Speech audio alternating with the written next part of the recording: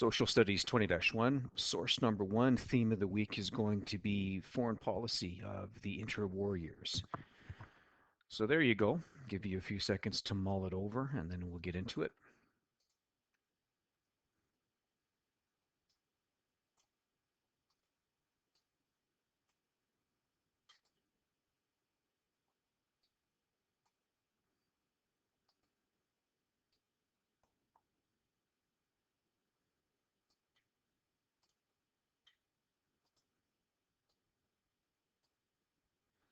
Okay.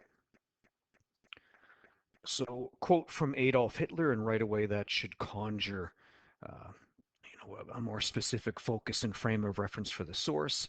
Uh, Earth is a trophy cup.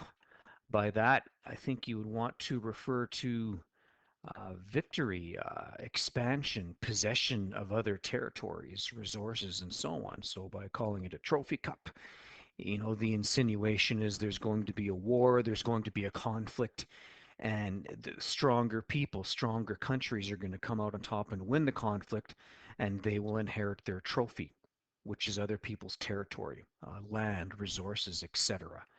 Trophy cup, but not just for any country. This is for the industrious country. Key word being industrious.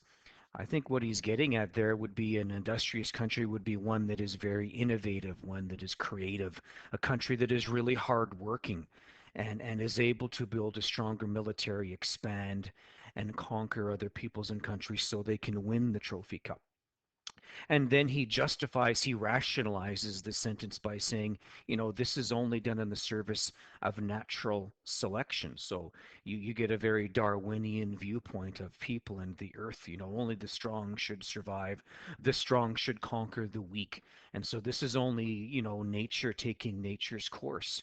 Strong, industrious countries conquering the weak and taking their territory as part of their trophy in the spoils of victory in war. Um, you know by now what Lebensraum means. It is German living space. So, it might be worth looking back at your notes for German expansionism between World War I and II. You might talk a bit about the motives for Lebensraum, for the desire for that. But at the very least, when it refers to Lebensraum in the source, I would give some specific examples of Germany doing this and enacting upon opinions of Lebensraum. So you might talk about annexation of Sudetenland, and then later all of Czechoslovakia would be a good example of Lebensraum in action. The eventual invasion of Poland could be an example of German living space, of German Lebensraum. So you could refer to any of the German seizures of territory as examples of Lebensraum, and you would want to do that in that source because it's giving you Lebensraum right then and there. And those that are not able to do this do not deserve to possess the necessities of life. This is very curious and actually disturbing. Exactly what does he mean by the necessities of life? Probably resources, things that you need to get by. So maybe industry, maybe commerce, or maybe even more basic necessities of life than that. Hard to say, but you can probably speculate knowing what Adolf Hitler did and what he stood for, what he could mean by necessities of life. It might mean life itself. Those people maybe don't deserve to live. In his eyes, you could speculate on that too. Um, and if you're not able to seize your own living space, if you're not industrious and strong, you have to let stronger peoples pass you by.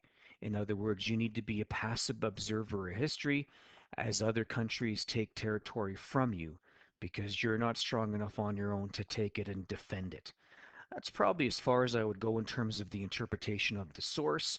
In terms of your links, well, for sure, I see ethnocentrism. My God, that's about as ethnocentric as you can get when you're getting socially Darwinian. When you're talking about stronger peoples versus weaker peoples, I even see undertones of ethnic cleansing when he talks about when he talks about um, some people not deserving to possess the necessities of life.